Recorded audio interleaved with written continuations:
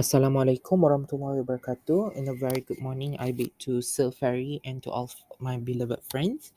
Today, I would like to do a presentation for FIN430, which is the individual assignment. My name is Muhammad Shabil Aiman bin Ahmad Taib, and my ID number is 2022675246, and I am from GBA 2512A. So I would like to do a presentation about chapter 6 and chapter 7, which is the chapter 6 is time value of money.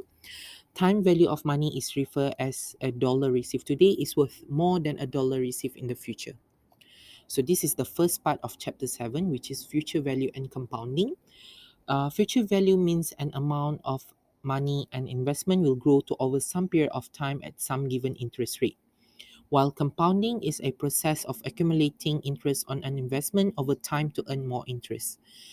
Apart from that, compounding interest is an interest earned on both the initial principal and the interest reinvested from prior periods. So this is the example of future value and compounding where suppose we have RM2000 in saving account that pays 3% interest compounded annually.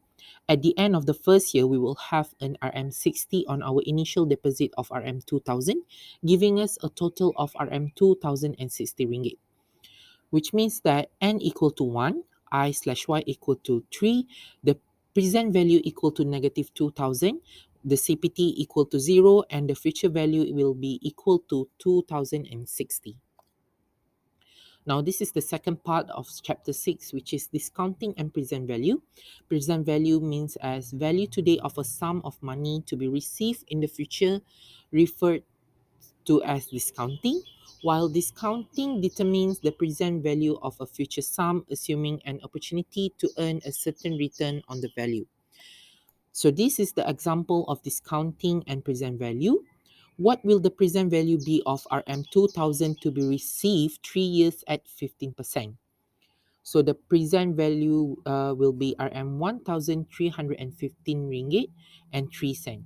So the future value equal to 2000, n equal to 3, I/y equal to 15, while the CPT remain as 0, and the present value equal to negative 1315 ringgit and 3 cent. So now let's continue to chapter 7, which is working capital management. The definition of working capital management is involve day-to-day decision regarding investment in current asset and how these assets are to be financed.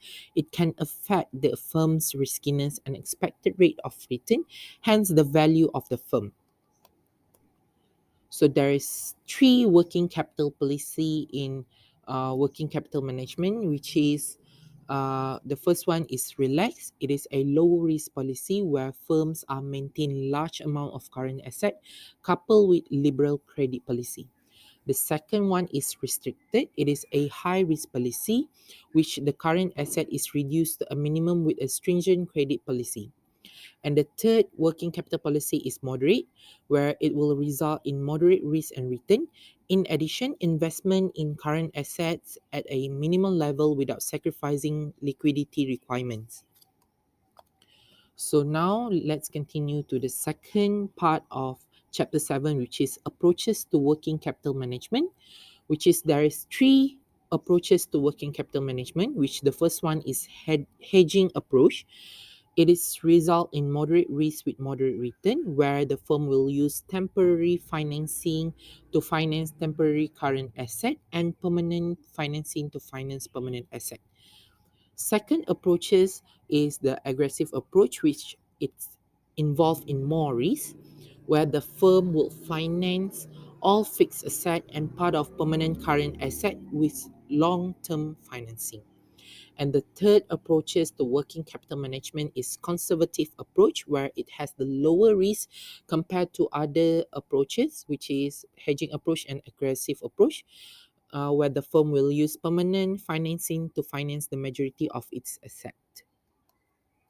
So the best approach is depending on the profitability of the firm, the stability of cash flows, the liquidity of the firm's asset, the management attitude towards risk, and the expected future interest rates. So I think that's all from me. Thank you for listening. Thank you and Assalamualaikum.